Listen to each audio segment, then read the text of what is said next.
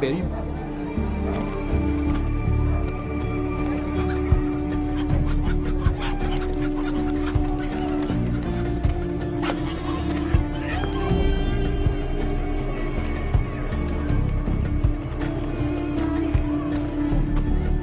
سلام.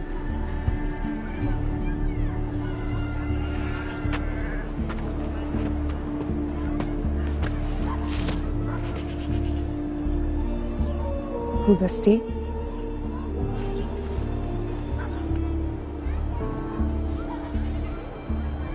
چند ساعت؟ She has been in labor 15 hours. بکسی ما کار دارم. امور همی لحظه کار دارم. برو باکس دواره ده.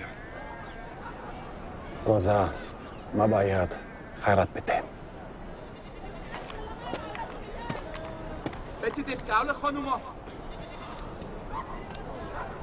You speak English?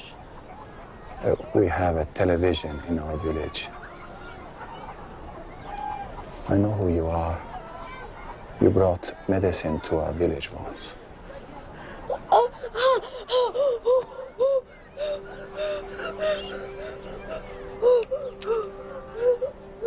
Hold on tight. What's your name? My daughter is Nilofar. I am Assad. And your husband? The father wants a son. A girl can accomplish great things when she's free to do them. Dear Lord, Virgin yes. Amen. Freedom is not impossible, but it may take time, and you do not have much.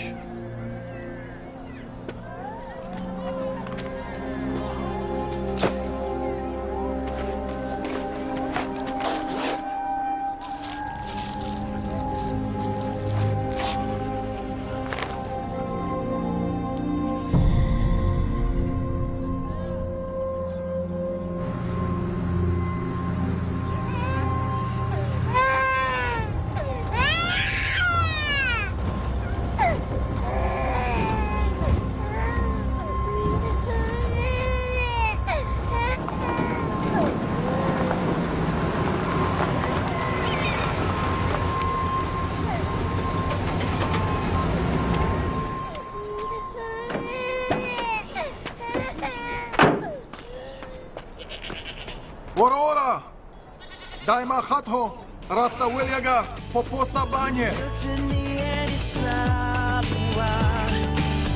It's never been the same. But I wanna know you well.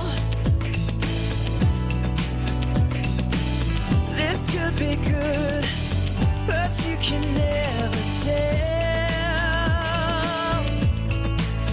So come on, we're just getting started.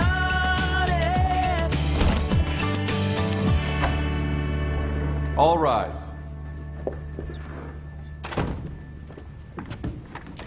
This better be good. Madam Chairman, this committee is called into emergency session in light of new and time-sensitive information that may involve military action. Thank you, Senator. Before we begin, let me reiterate that this is a closed session regarding national security, and all testimony given here today is sealed. Let's see. Mr. O'Toole. Yes, I'm Oliver O'Toole. These are my colleagues, Ms. McInerney, Ms. Hayworth, Mr. Dorman. And I understand you comprise a task force from the DLO? That is correct. Is this CIA, FBI, or NSA? USPS. We work at the post office.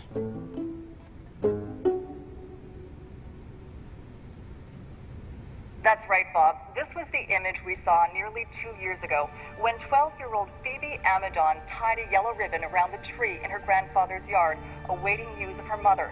Lieutenant Randy Lynn Amadon went missing while serving with American troops in Afghanistan near the Pakistan border. But now, 22 months later, with Amadon still missing and the circumstances of her disappearance still sketchy, and no answers in sight, this welcome back ribbon is a sad reminder of the reputation Lieutenant Amadon may never return home to defend. I would like to know what bearing 4 postal employees from Denver have on the status of a missing American soldier in Afghanistan.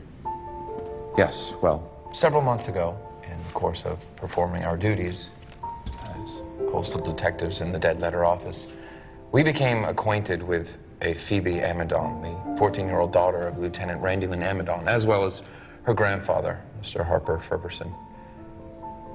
We came to believe that Lieutenant Amadon did not abandon her duties the night she went missing. And in fact, she conducted herself heroically and yet, sadly, most likely was probably not living. And to that, of course, we have no comment. Of course.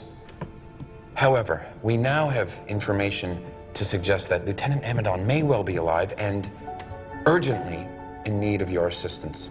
And that is based on the contents of the letter we have here? Yes. And you came to this conclusion last night? Yes, and if I may, I need to go back a few days. Please. Last Thursday, we were preparing to travel to Washington, D.C. for the National Miss Special Delivery Pageant. Is that a real thing? I was finalizing some paperwork before our trip. One of these days, my time will come. I understand you have something very unique planned for the pageant. Oh, well, this year's theme is delivering inspiration. And for my talent, I will be doing a dramatic reading from my unpublished historical romance novel, Renita Hayweather, Frontier Duchess. A dramatic novelist! Amazing! Brilliant! No one can compete with that. We'll all be crossing our fingers for you this Saturday. Thank you, Ramon. That was very nice, Miss Rita. Thank you.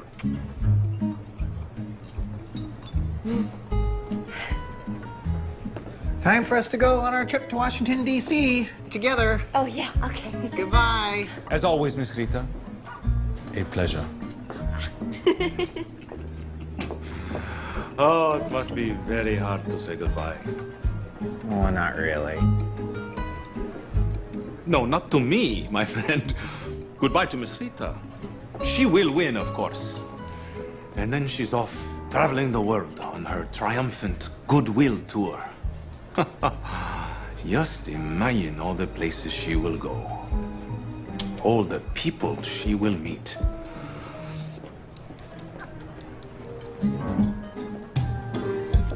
Just a couple more things to sign, and it's all yours.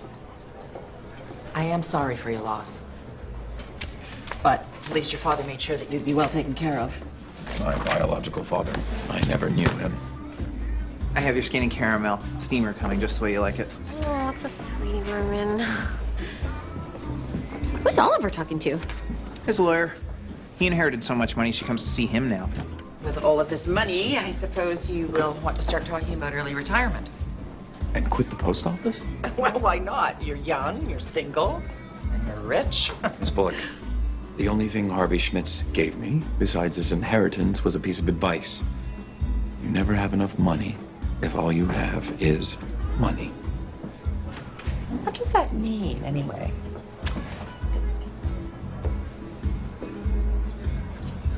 It means it's time to get back to work. Have you seen your itinerary, Miss McInerney? I'm sorry, what? Well, I made copies for all of us and highlighted the events pertinent to each of us in corresponding colors.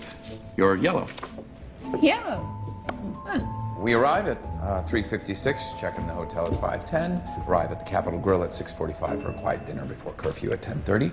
And tomorrow morning, Rita, right here in pink, registers for the pageant at 9, and you and I and Norman leave at 9:30. Take a tour of the Library of Congress, Ford's Theater, and the National Postal Museum. Postal Museum. You think you're ready to go back there? It's time. I'd like to get it over with. Of course. And then I can show you around my old stomping ground. Oh, is there a museum you'd like to add? Or Or would you like to visit old postal friends? Well, Rebecca Starkwell's my only friend in the DC office, and she's on her honeymoon. Ah, is there an old boyfriend to visit at the post office? I'm not in the habit of calling up old boyfriends.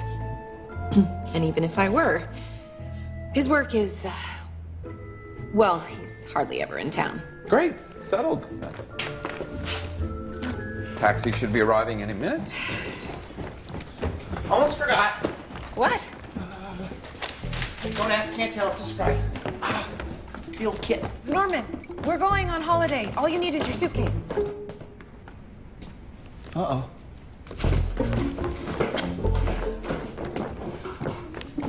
I know it's a horrible thought veering off your blue itinerary into my yellow itinerary, but I was wondering if we could make a tiny detour on our way to the hotel. A detour? I wanted to drive by the house where I grew up, for old time's sake. Please? Okay. All set. Let's do DC. Has anyone seen my crown? Oh!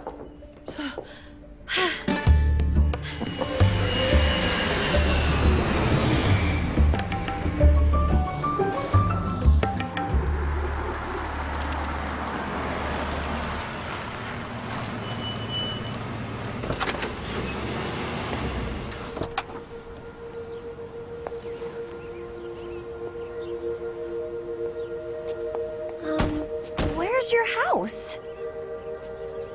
It's gone. Are you sure this is the right street? Of course I'm sure. It's the tree I used to climb. The garden where we planted the...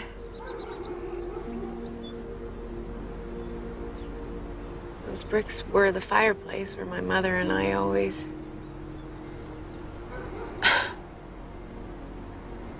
18 years, and now it's like we were never here.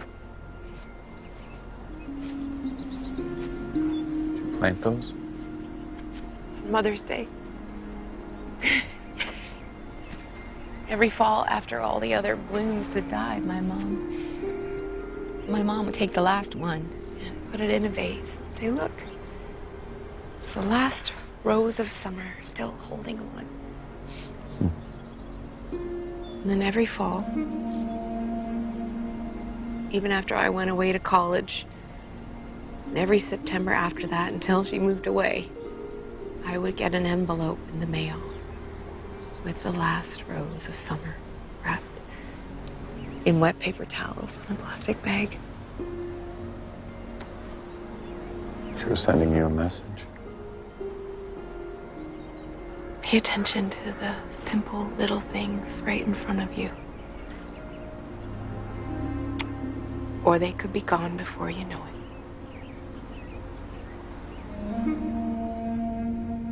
Forgive me, Mr. O'Toole, but other than the sad truth that we can't go home again, we've still heard nothing to shed any light on the letter that I hold here, addressed to the Secretary of Defense of the United States of America.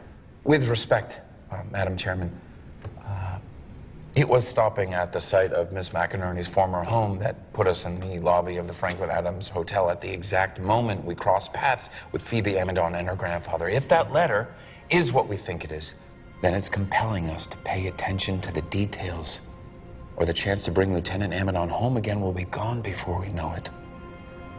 So your presence here today, Mr. O'Toole, is the result of a prior relationship with Phoebe Amidon and her grandfather.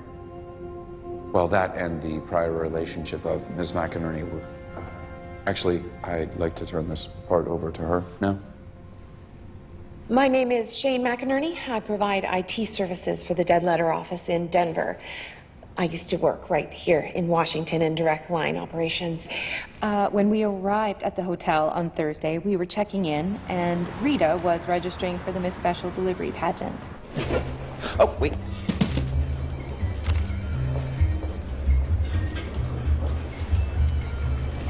Miss McInerney? I was thinking perhaps this week might present an opportunity for an evening out. We're in Washington, D.C., Oliver. We're already spending the whole week out.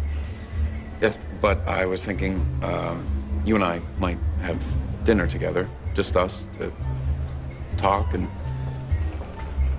perhaps I can offer some perspective on the recent loss of your childhood home. You're asking me out for dinner? Yes. Yes. I'll put it in the schedule. Do that. In yellow. Of course.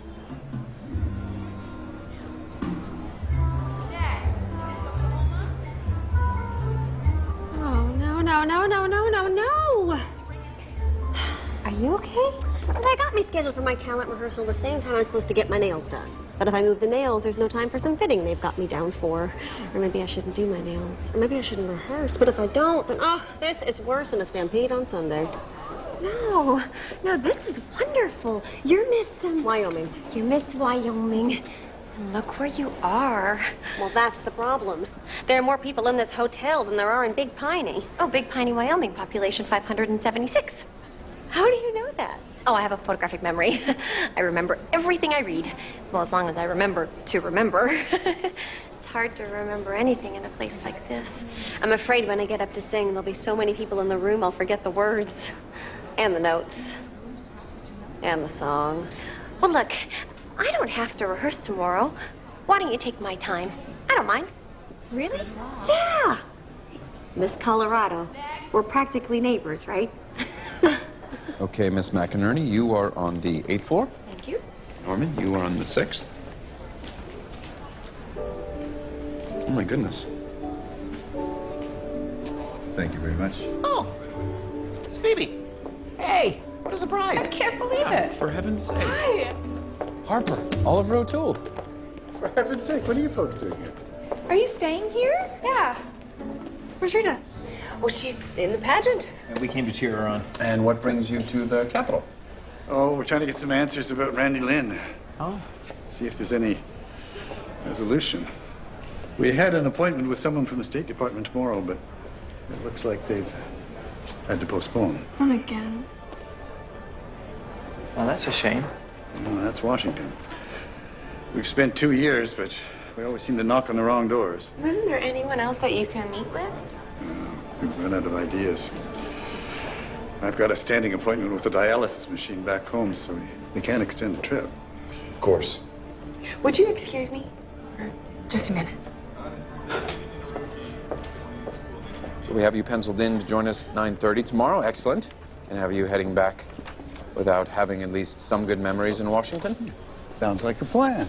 Okay, well, we'll see you guys tomorrow then. Okay, great. Bye. Bye-bye. Wow. What a coincidence, huh? I don't really believe in them. Is that who I think it is? Yeah, it's Phoebe Amidon. No way! You checked in? Oh, yeah, I got my room key and my roommate, Miss Louisiana. Sounds like you have some pretty serious competition. Oh, I don't mind. There's more to life than winning, right? Right. Speaking of which, I was thinking that before dinner, There she is. You and I could, Rita, we're going out for yogurt. You want to come? Oh, yeah. Bye, guys. She seems happy. Yes, she does. Suppose it's just the three of us for dinner. Yeah. Yeah. Where is Miss McInerney?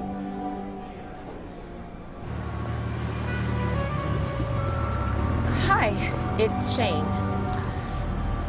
I'm in town at the Franklin Adams. Steve, I need to see you.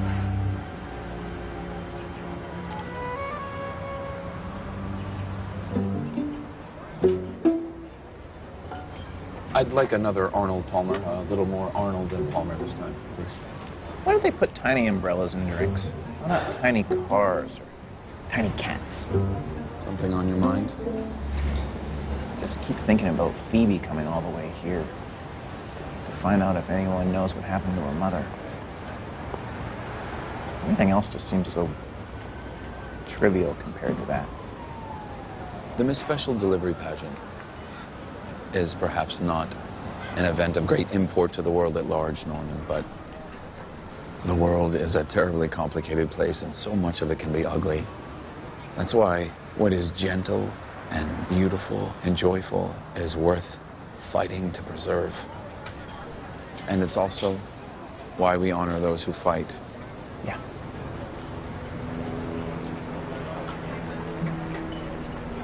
So, Norman, what's in the envelope? Well, it's a surprise for Miss McInerney. Hello, beautiful.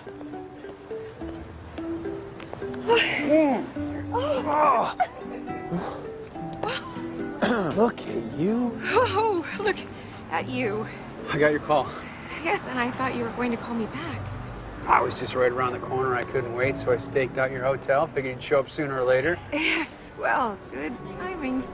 Steve Merrick, these are my coworkers. My boss, actually. Oliver O'Toole and Norman Dorman. Denver DLO, right?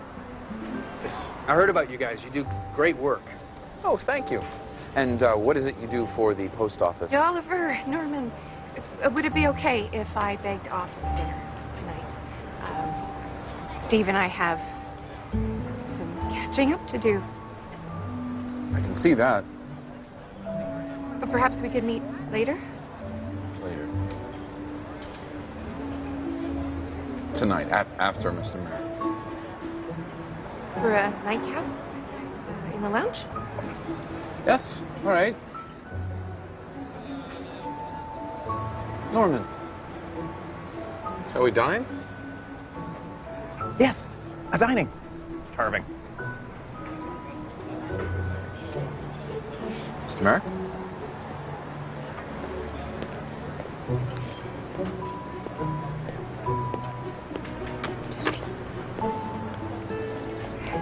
So, that was Oliver O'Toole. Yes. Does he know? No. But after tonight, we may have to tell him.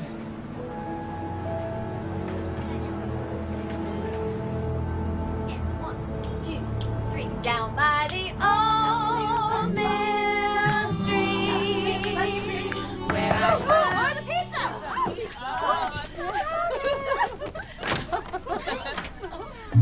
Oh. Hi. Hi. It's Norman. Hi, Norman. He's cute. Thank you. Rita, sorry to interrupt. Oh, you're not. We were just sitting around and stuff. Hi, I didn't know that you played that. My parents were flower children. Right. I was born under the Pepsi Challenge tent in Sedona, remember?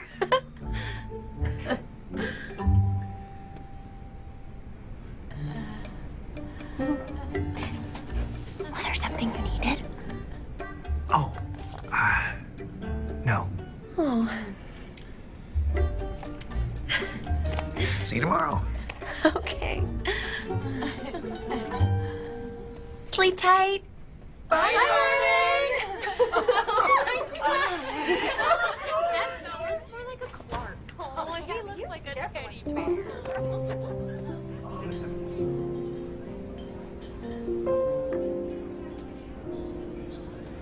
I think that was our song. We never had a song. We should have had one. So why'd you leave D.C.? To get away from you. Ouch. I always know where I stand with you. But I never knew where I stood with you, Steve. And then I finally realized that's bad for relationships. But it's what makes you so good at your job. Betrayed by my own excellence. And your humility. But you came back. On vacation. I wasn't going to call you. But now, guess I need you. Good. I'll see what I can do. Am I early? No, I was just leaving. How's dinner? Fine, thank you. Okay. I'll see you tomorrow. Okay.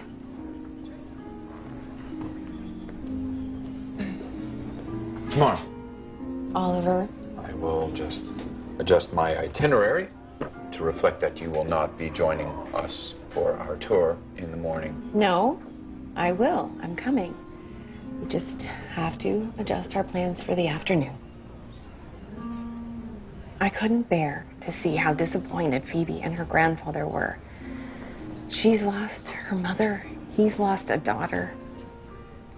And I guess after seeing or not seeing my house today, I just thought with at least with them, maybe there was something that I could do.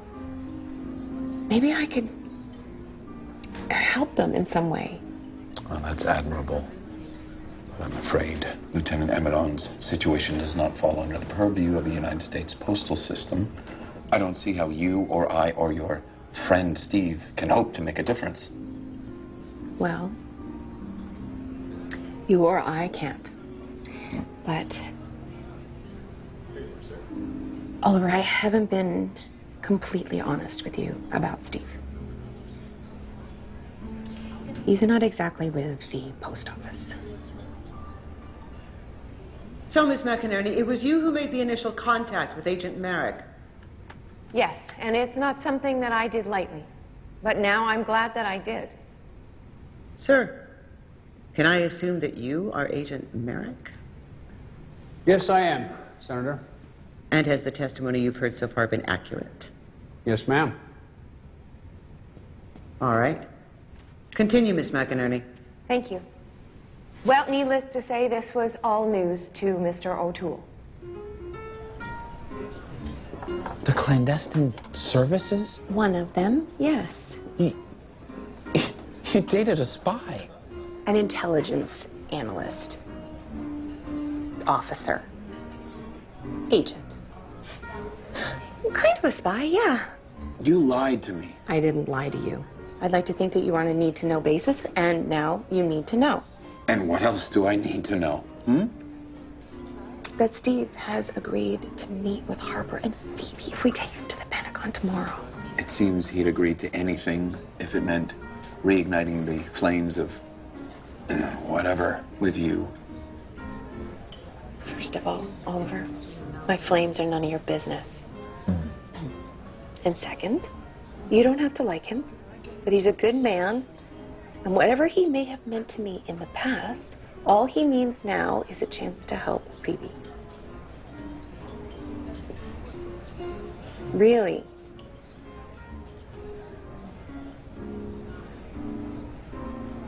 Really.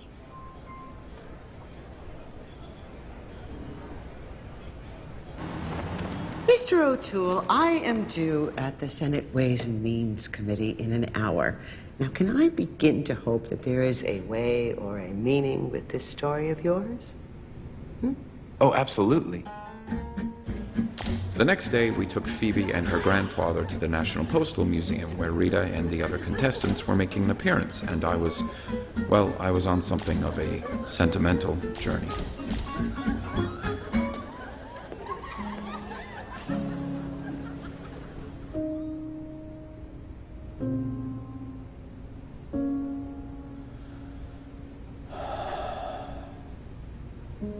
You seem deep in thought.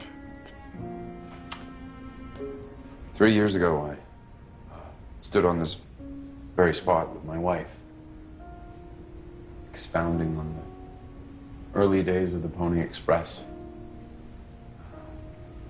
I turned around, and she wasn't there. So I stood here waiting and waiting until they closed, but by then, she'd already left me and caught a plane to Paris. It must have been very painful. Why did you come back here today?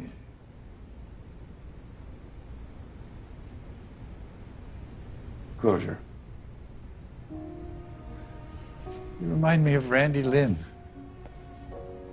When she was not even 2, she could barely talk, but she could walk. We couldn't keep up with her. One day, I turned around and she was gone. Then I heard this huge bang. I went running into the bedroom, and there she is on the floor sobbing. I said, honey, what happened? Well, she was crying so hard she couldn't tell me. So she climbed up on the bed and rolled off again just to show me. That kid, she was always going back to the most painful places in her life to make some sense of the pain. All 4 verses? Yeah. And if that didn't work, she'd do every verse of the Star Spangled Banner, too. Wow, that is pretty patriotic. She was. Hey, Phoebe, how are you? I'm good. How's Lib? She's getting fat. Oh. I made the neighbors promise to walk her twice a day while we were gone. I love your crown. Oh, thank you. I have to wear it everywhere. Photo shoots, interviews, even a lecture on sportsmanship by last year's Miss Special Handling. What's that? Oh, it's like Miss Congeniality, only postal. Oh. Anyways, I am free as a bird for the rest of the day. Great. Because I have something back at the hotel that... Phoebe! After lunch, I would like to take you and your grandfather to meet a friend of mine. I can't promise anything, but... Miss McInerney? Grandpa, oh no. Are you all right? Grandpa? I think he just overdid it a bit, but we'll have him checked out just in case. Thanks, Norman. Get some rest, Harper. Well, I guess it's up to us to keep that appointment. What appointment? So you attended this meeting yesterday as well, Ms. Hayworth. It's a Haywith with an I. Yes, I did. I had a free afternoon off, so I went along, and I am very glad that I did. I think. Am I in trouble? Just give us the facts, Miss Hayworth. Oh, okay. Well, first of all, I had to leave my crown at the door. Oh, I feel so naked without it. Here he comes.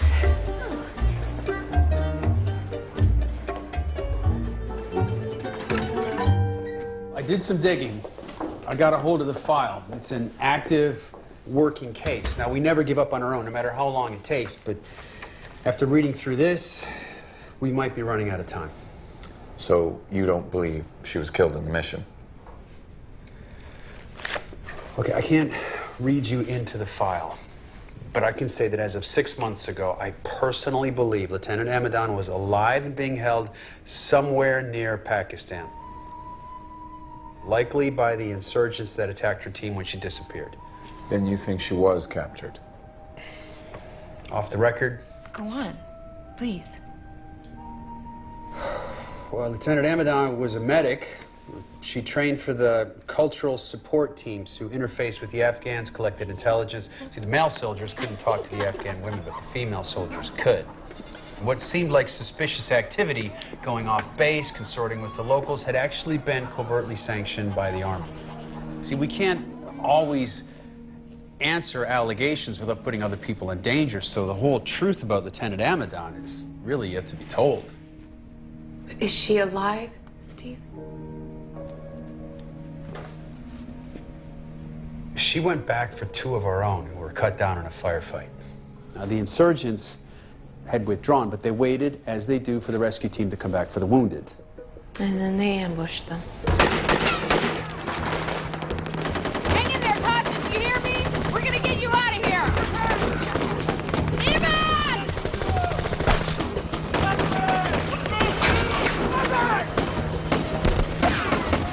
Move out! Move out!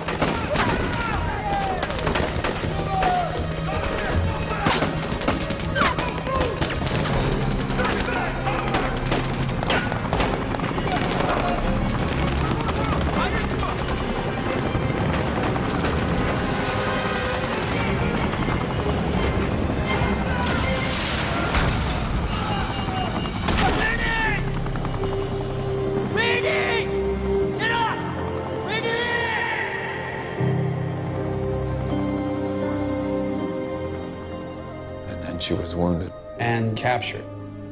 But not by any central group, otherwise we would have known more by now. There was a rescue attempt last year. After that, it appears that she was moved. The drones haven't been able to find her. We followed up on a sighting, but that didn't pan out. Then there's this letter, which may or may not have been written by Lieutenant Amadon, but that's going to take some time to confirm. I'm sorry, did you say a letter? A letter, yeah.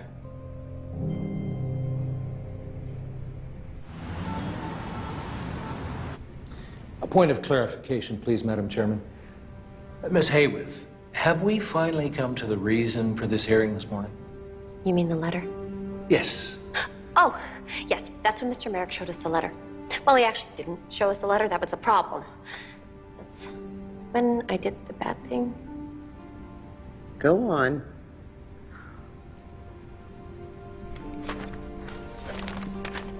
This arrived almost 2 weeks ago from Afghanistan, made its way to us. It's not in an envelope. It's all jerry-rigged together with tape. It's addressed FEEB by the American Secretary of the Military Embassy, Washington, D.C., USA, from soldier female. Now, the handwriting on the outside is different from the inside.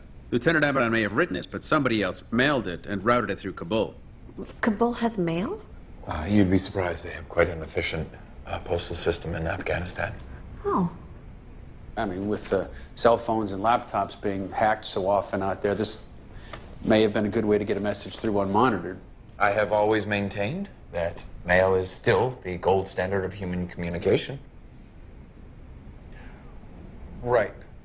The problem is, I mean, except for something in here about the 4th of July, it all really just appears to be gibberish.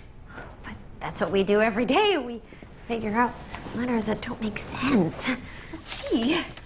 Oh, wait, I can't let you look at that. Oh, for heaven's sake, Steve, we're all on the same side. It's classified. I've shown you too much already. Well, not to put too fine a point on this, that was not addressed to the secretary, but someone named FEEB, which I submit is someone's idea of how to spell Phoebe, and therefore still has yet to be delivered to its intended recipient, and therefore clearly falls under the jurisdiction of the United States Postal Service. Is he kidding? I'm sorry, he's not. Well, that's just not going to happen. There's too much analysis ahead. There's handwriting, DNA, cryptography. You think it's a coded message? I hope so. Otherwise, like I said, it just doesn't make any sense. I know. I mean, I bet. We should go. I have a big tap dance number to learn tonight. Okay. Steve, I think I should tell you that Rita has a photographic memory, and there's a pretty good chance that she can remember everything that letter said. Give or take a few words here and there. Your thumb was covering some of it. Sorry. Okay, let's just pretend I didn't hear that. Oh, fair enough. If you do come up with anything, I'd like to hear about it. Oh, I didn't know the Department of Agriculture was so clandestine. You'd be surprised.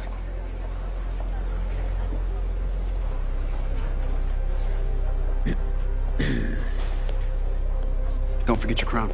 All right. Wow. A real spy? Steve? Analyst. Minor cog in the wheel. How is Harper? Oh, well, I wanted to take him to see a doctor, but he insisted on going back to the hotel with Phoebe. Harper's a tough guy, but he could use some good news. We need to find him some. Well, how? We only had one cog. We are an elite postal task force, Norman. Wide powers of postal discretion. I think it's time we use them. Huh. Oh. Okay, there was only 6 lines. The first one was, the day will end fast. And then the birthday of liberty, which is the 4th of July clue that Steve was talking about. Go on. And there was this weird thing, return to the 4 poster. What? Some kind of army post, maybe? Then there was, let me see, song 5916 and proverbial 1810. Anything else? Just half a word or two. Grim feet? Grim feet? That's what it said. That's the part where his thumb was covering it. Steve's right. None of this makes any sense. Everything seems like some sort of clue, so it must mean something to someone. Mm-hmm. Why, if it was addressed to Phoebe, shouldn't she know what it means? Well, someone else wrote that on the envelope, and I would hate to give Phoebe false hope if we don't have to. We are professionals. We should be able to break this code.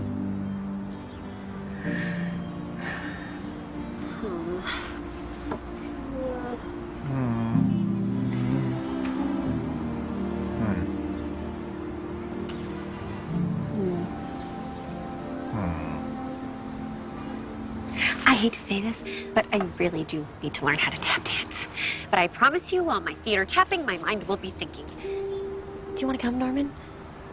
Oh, sure. Okay. What was that last clue again? It was a partial. Grim feet. We may be in over our heads here, Oliver.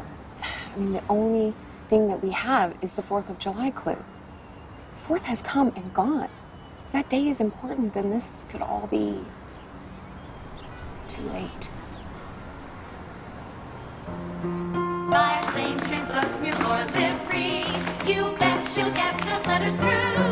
So hail this special delivery, and all things postal from coast to coastal sea. She's the damsel we stem and cancel, the holy grail of first class mail. Miss Special Delivery, that's you.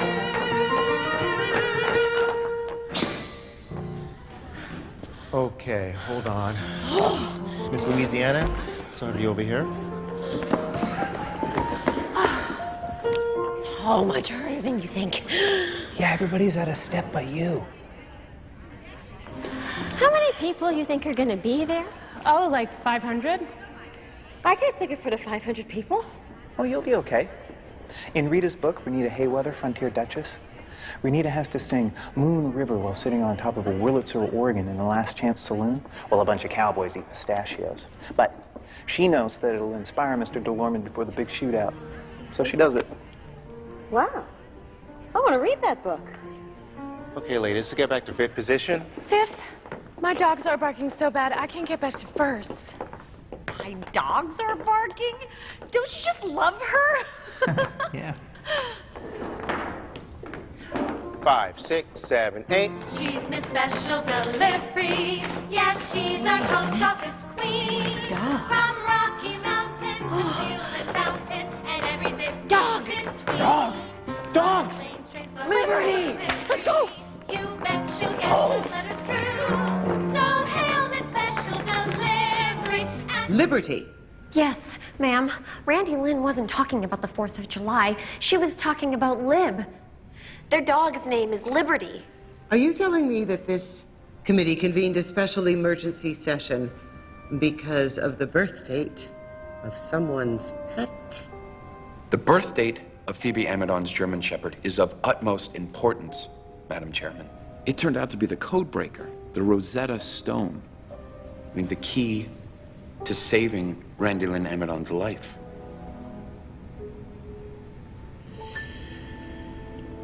Day will end fast, the birthday of liberty. Return to the 4 poster. Song 5916, proverbial 1810, grim feet. Grim feet. Abraham Lincoln slept in this hotel after his election before he moved into the White House in 1860. I wonder what they called the Lincoln bedroom before it was the Lincoln bedroom.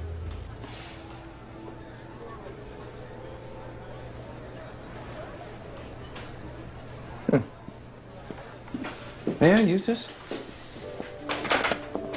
Guess what? Room 1201, please. Oliver? So when I was at dance rehearsal... Harper, Oliver O'Toole. When you told me that story about your daughter falling off the bed, was it a 4-poster bed? Ask him when Liberty's birthday is. Harper, I believe we need to talk.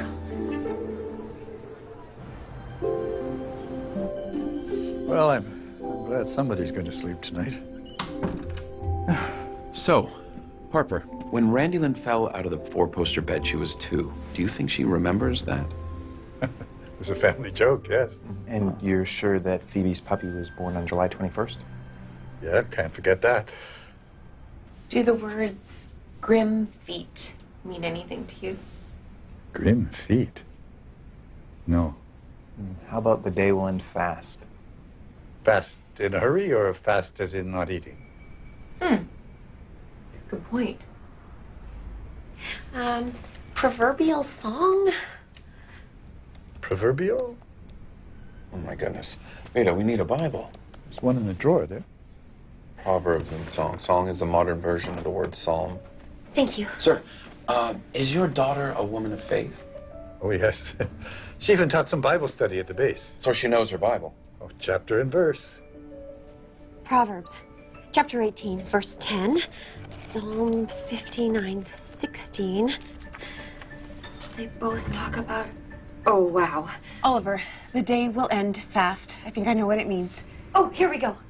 The name of the Lord is a high tower. The just run to it and are safe. I need to call Steve. Who's Steve? Well, he's not with the Department of Agriculture. Mr. O'Toole. Dog's name is Liberty. Are you telling me that this committee convened a special emergency session because of the birth date of someone's pet? The birth date of Phoebe Amidon's German Shepherd is of utmost importance, Madam Chairman. It turned out to be the code breaker, the Rosetta Stone. I mean, the key to saving Randy Lynn Amidon's life.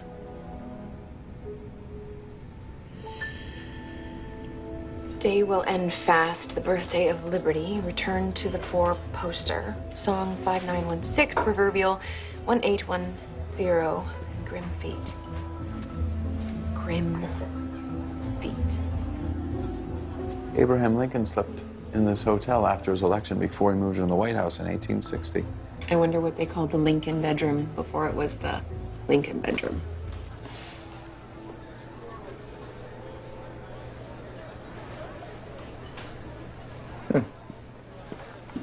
May I use this? Guess what? Room 1201, please. Oliver? So when I was at dance rehearsal... Harper, Oliver O'Toole, when you told me that story about your daughter falling off the bed, was it a four-poster bed? Ask him when Liberty's birthday is. Harper, I believe we need to talk.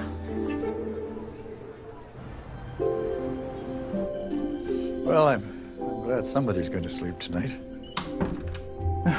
So, Harper, when Randy Lynn fell out of the four-poster bed, she was 2. Do you think she remembers that? It was a family joke, yes. And you're sure that Phoebe's puppy was born on July 21st? Yeah, can't forget that. Do the words grim feet mean anything to you? Grim feet? No. How about the day will end fast? Fast in a hurry or fast as in not eating? Good point. Proverbial song? Proverbial? Oh my goodness. Rita, we need a Bible. There's one in the drawer there. Proverbs and song. Song is the modern version of the word psalm. Thank you. Sir, is your daughter a woman of faith? Oh, yes.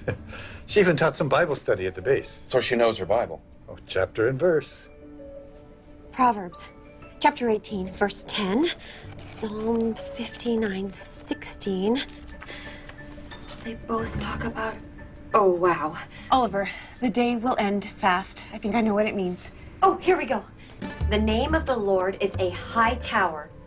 The just run to it and are safe. I need to call Steve. Who's Steve?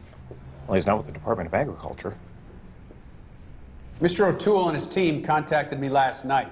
They suggested the letter was some form of escape plan, and they made a rather persuasive case.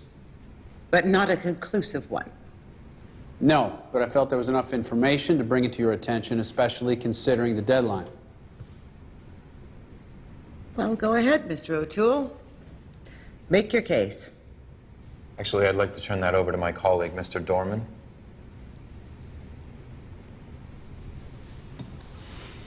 Thank you, Mr. O'Toole.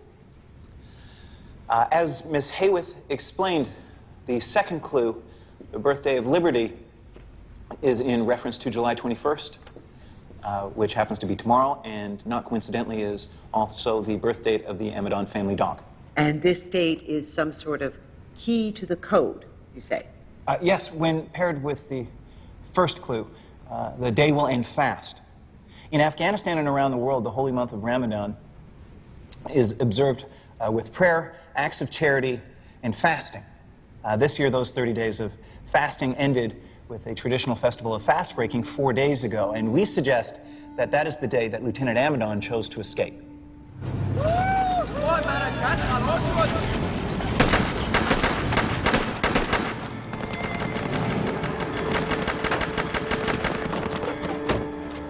Hey, بیا کنار بخوریم.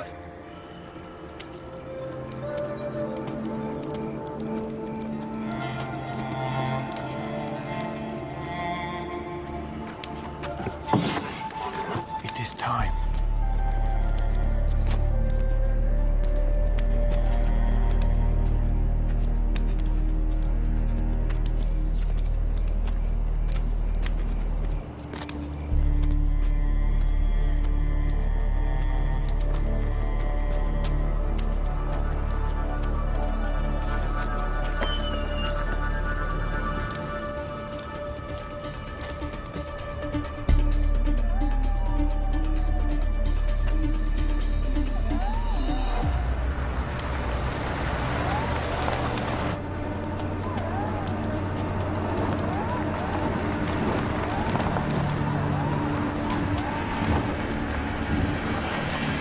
دریش، دستا بالا.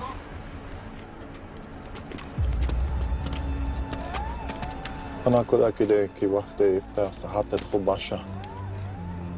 موتر تلاشی کن. If she's actually escaped, it's likely she had help from a local, someone willing to risk their life. Most likely a Pashtun. They have a great respect for their traditions of hospitality and charity. But even so, it's hard to imagine because the punishment for helping an American is death. Assuming she did escape 4 days ago, where is she going? Well, that's the third clue, return to the four-poster. It's a reference to an Amadon family joke. A four-poster bed where she fell as a child and returned to reenact her fall.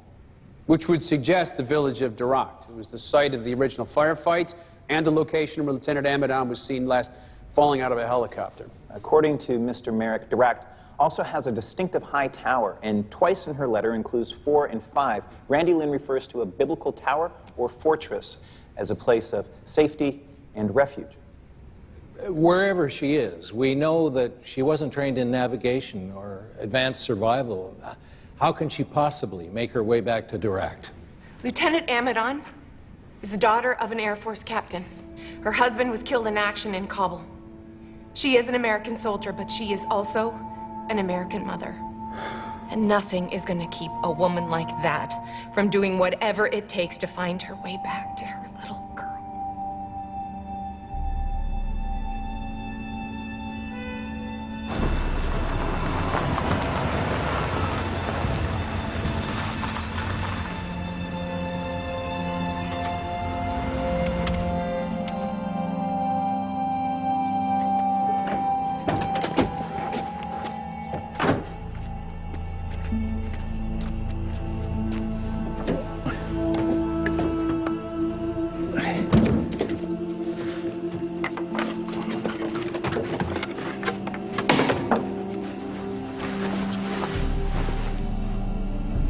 We cannot go on. There is a roadblock ahead. Come. It's too dangerous for you to stay in the truck. I must go on before they find you. It's okay.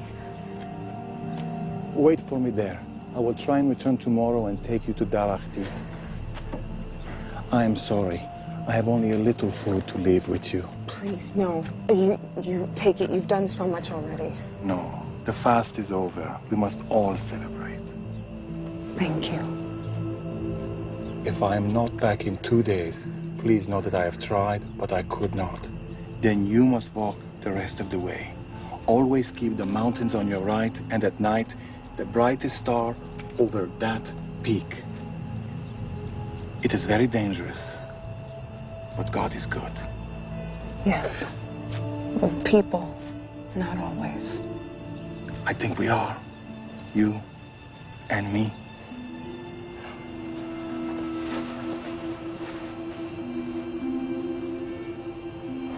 Hold on tight.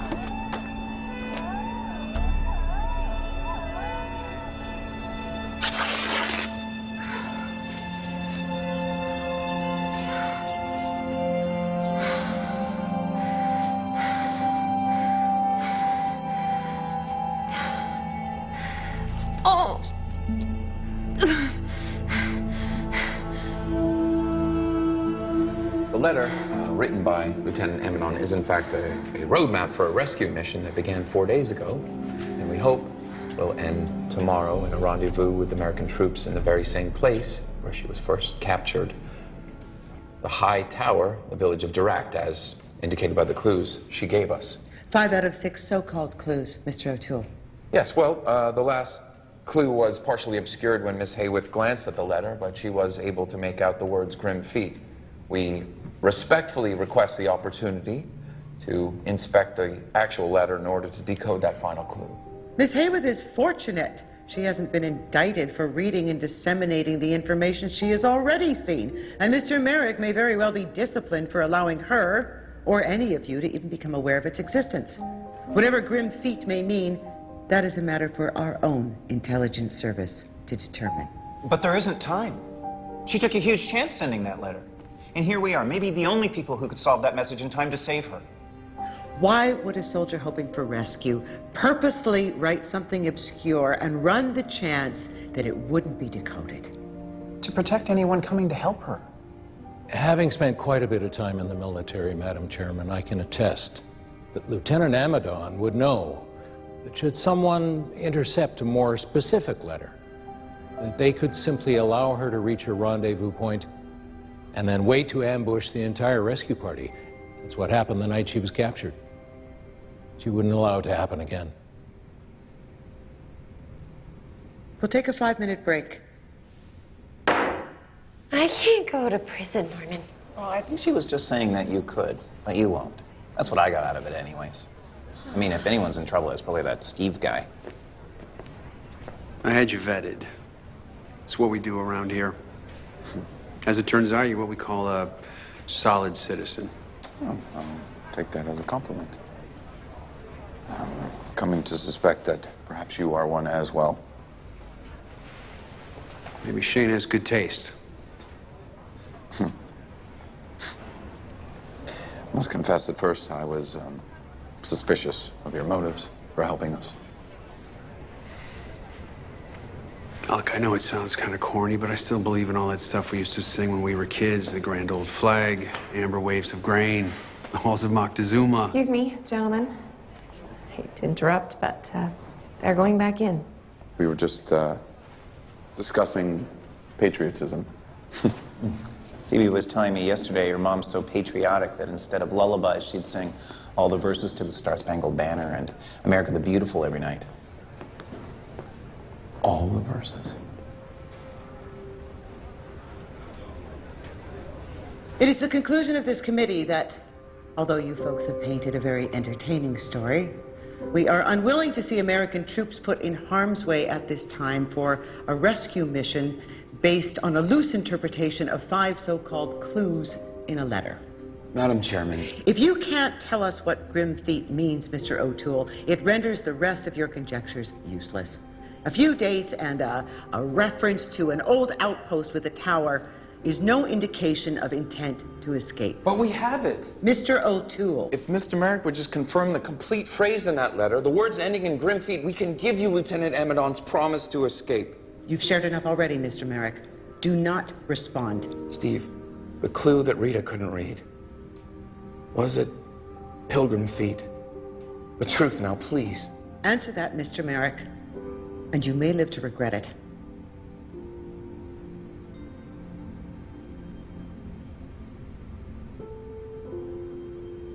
Only if he's wrong, Madam Chairman. Mr. Merrick, that last clue. Was it pilgrim feet?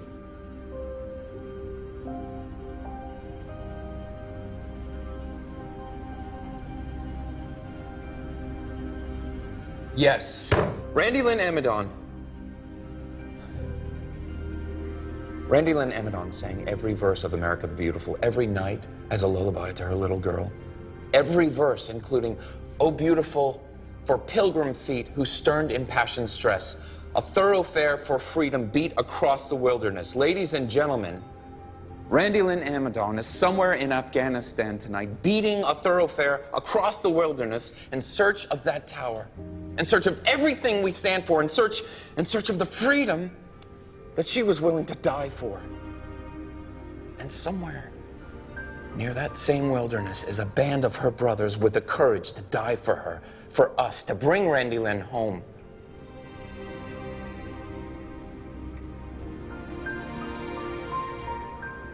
If you will just have the courage to send them.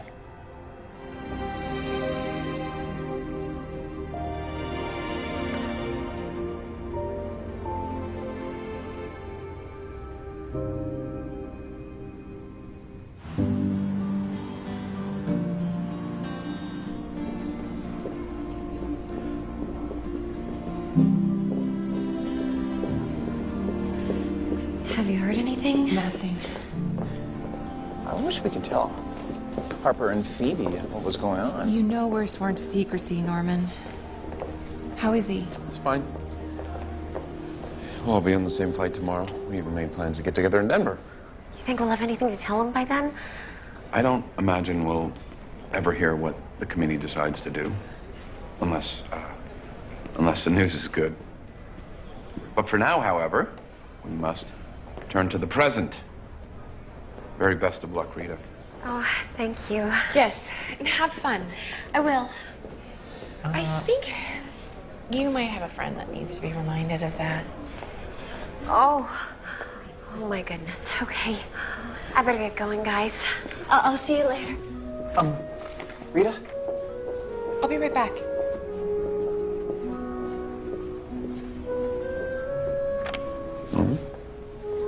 You all right? I have a present for Rita. I just want her to know. If she wins, she'll be gone for a whole year. Traveling around, giving speeches, shaking hands with people. Other people. Are you afraid she'll forget us? There are a lot more things on this earth than being the special delivery, you know. I think after this week, we all know that, Norman.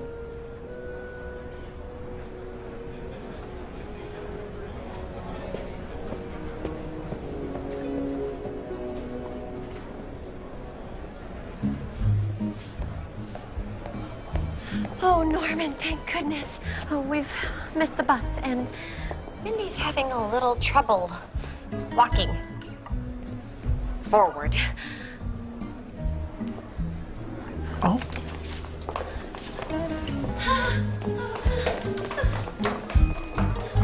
So, are they going to charge you with anything? Probably not, but if I do get arrested, you'll bail me out, right? I heard that Oliver came into a good sum of money. How do you know that? Oh, never mind. I don't think all that money's going to change him, though. Well, that's too bad. I was hoping you were going to give me another chance. Well, there's nothing actually official between...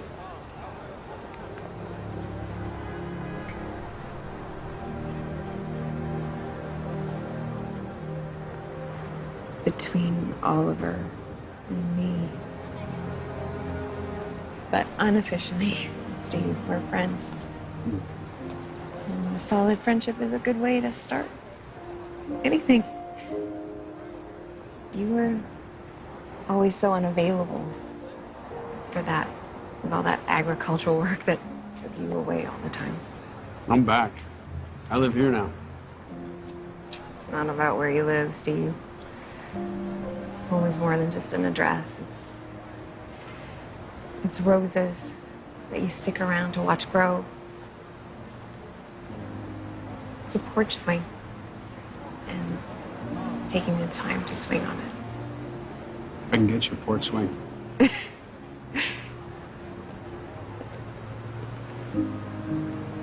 already got one. Mr. Merrick? Yeah, hey, Oliver. You, heard any news? Well... Of course. You can neither confirm nor deny. I can neither confirm nor deny that based on a recommendation from a Senate subcommittee for military actions, the President has approved a plan, a special operations mission that commenced at 1600 hours Washington time with the objective of recovering a Lieutenant Randall Amadon. So it's a go?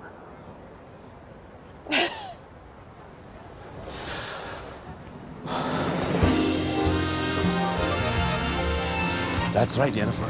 We are here in the nation's capital as history is being made by Denver's own Rita Hayworth, the first Colorado Miss Special Delivery to make it to the final talent competition for the national crown. Take a deep breath and trust me, Mindy. I swear there are not 500 people out there. How many are there? 473? Oh, it's okay, Mindy. Just think about Big Piney. Just pretend you're singing to your friends and your neighbors and your livestock. We should take our seats. I can't sit. I keep thinking about the mission. What time is it? 8. It's happening. Now, in just a few minutes, she will step out onto that stage and hopefully into the hearts of the judges. And then perhaps tomorrow into the headlines. We'll have those final results for you tonight at 11. And we're back. And next in the talent competition, Miss Louisiana, Peggy Rose.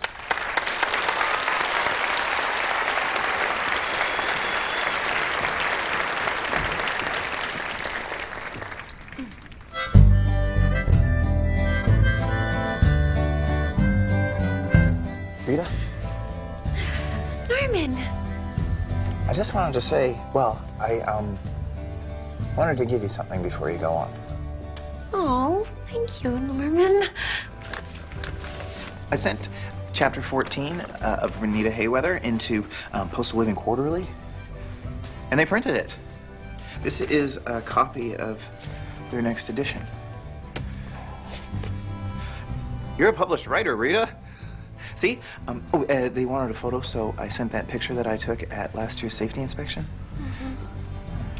I had to Photoshop it a little. Oh, and you get a year's subscription. And I checked for $500. Norman, what have you done? Oh, I just thought, in case you win, I didn't want you to forget that you're a great writer and a postable. And you're my But I can't win now. I can't compete without a talent, and you just got my talent disqualified. What? No contestant shall perform using a talent from which she has received previous compensation. But... I'm in print. And they've paid me. I'm not an amateur anymore. Norman, what were you thinking?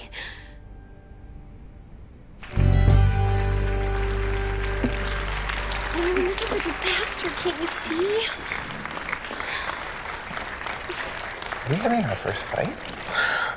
Miss Wyoming, Mindy Maloney. Go on, Mindy. You can do it. Go.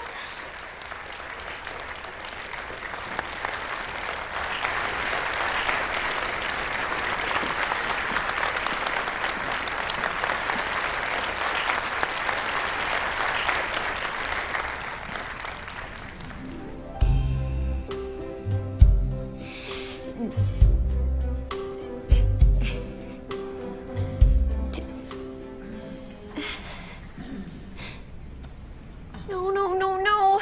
Everything is falling apart. I'm sorry, Rita. I'm so sorry. No, it's okay, Norman. Never mind.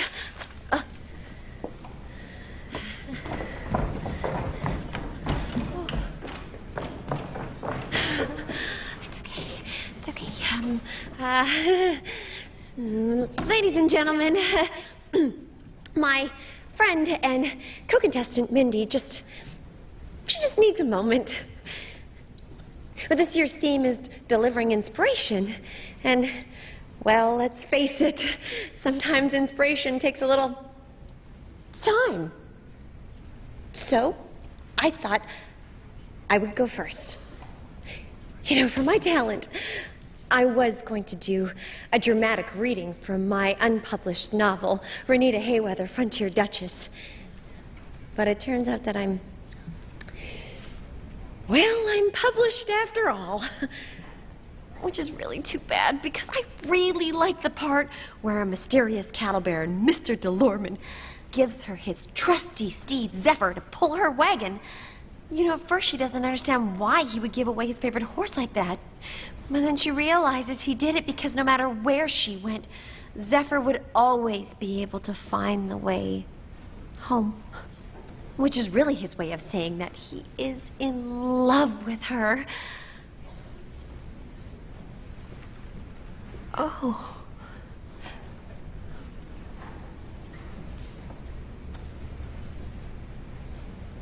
He's in love with her? Oh.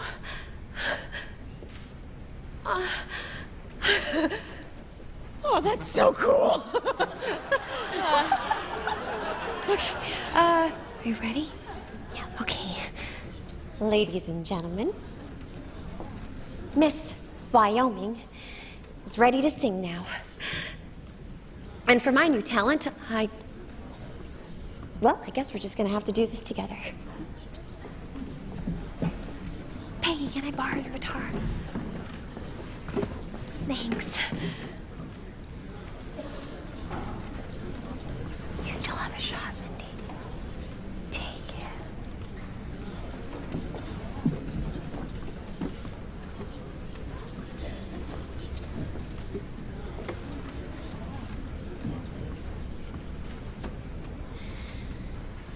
To dream the impossible dream, to fight the unbeatable foe, to bear with unbearable sorrow, to run where the brave dare not go, to right the unrightable wrong, to love pure and chaste from afar, to try when your arms are too weary, to reach the unreachable star. This is my quest, to follow that star, no matter how hopeless, no matter how far, to fight for the right without question or pause, to be willing to march into hell for a heavenly cause. And I know if I'll only be true to this glorious quest, that my heart will lie peaceful and calm when I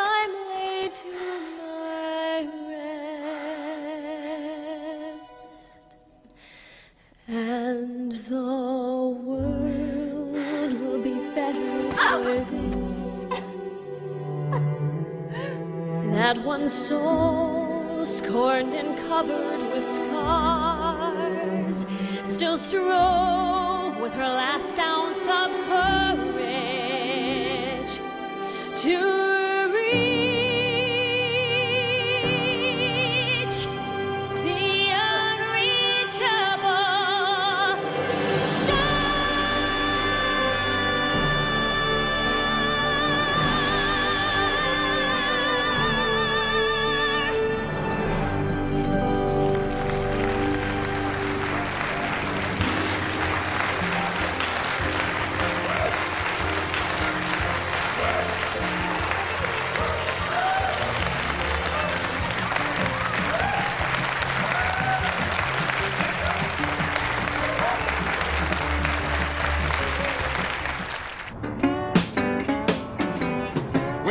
There she is, Miss Special Delivery. Only because of this lady right here. Miss Special Handling. Oh, no. Thank you, Rita. Oh, Mindy, you deserved it. The way you sang. Well, you'll never know how much some of us needed to hear it tonight. Well, I guess I'll be seeing you. You really are special, Rita.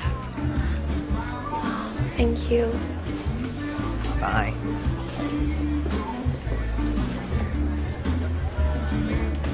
I'm so sorry for everything. I really don't know what I was thinking. Well, I think you were thinking that you love me. Yeah, I was definitely thinking that.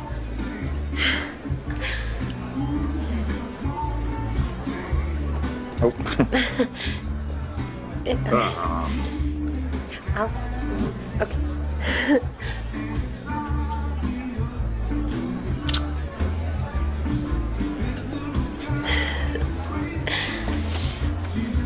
Yeah.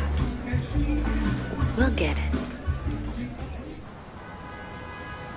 When you asked me to have dinner with you in Washington, I was hoping for a little more. You know, chips and potato salad to go with the sandwich. I owe you one. You owe me nothing, Oliver. Whatever happens now, you gave me something today that I'll never forget. A little hope for this world again.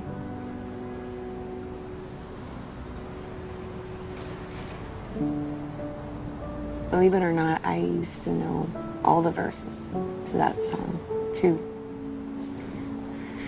Thine alabaster cities gleam, undimmed by human tears. Harper told me that Phoebe puts up a good front, but she still cries herself to sleep almost every night.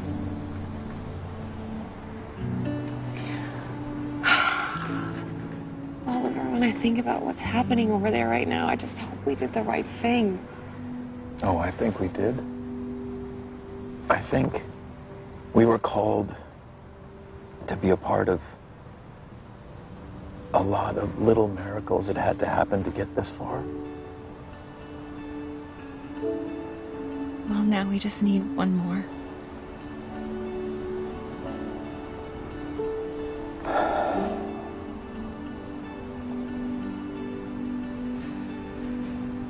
In the morning, I will sing of your mercy, for you are my fortress, my refuge, my high tower in times of trouble.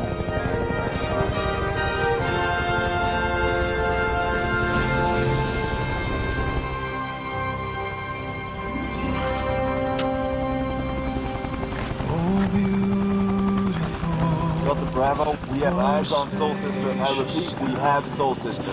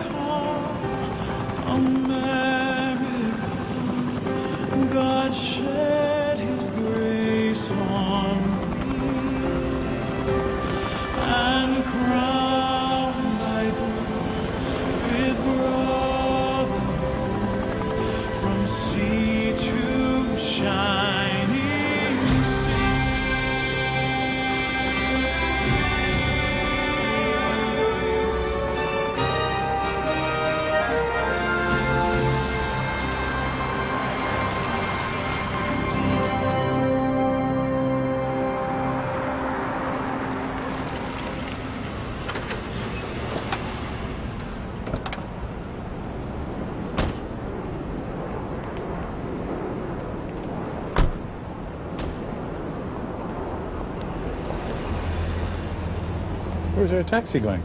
Well, you won't be needing it.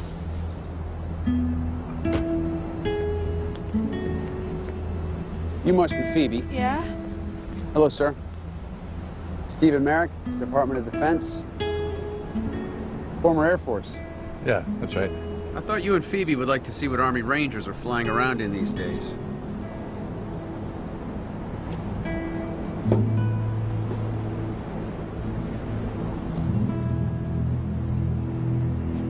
Mom!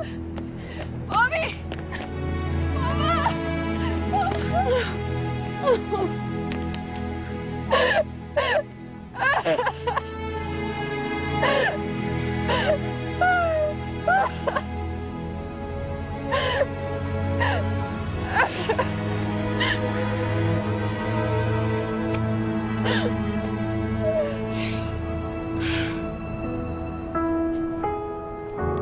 Oh, Dad, it's just so much. I love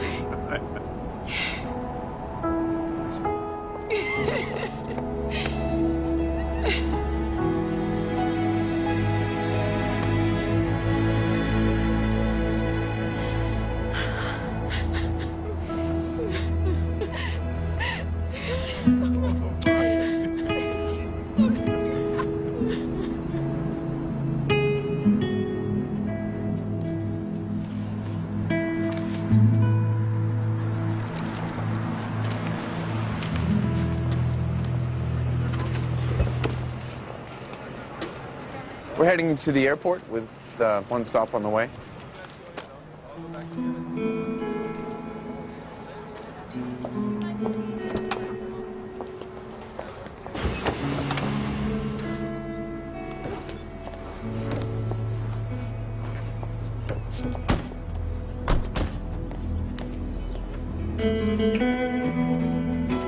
What's this? This is the first acquisition by the newly formed O'Toole Foundation. You bought this lot? I did. And you're building retirement homes? Oh, all sorts of things. Maybe a school or a library in Afghanistan. Starting small. I assume you can use your computer to track down the original blueprints for your ancestral home.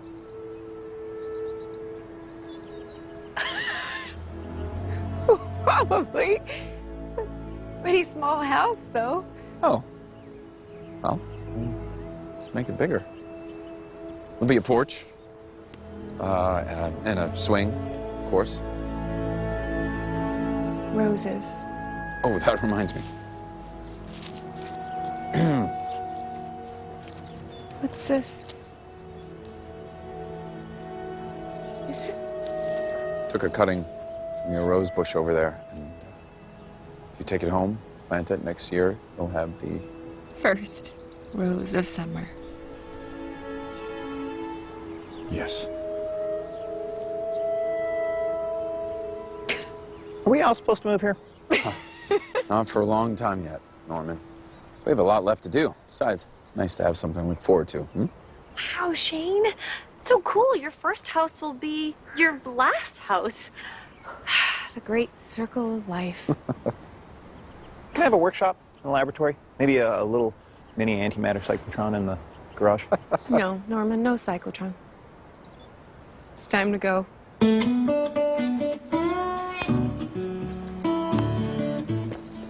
What a family.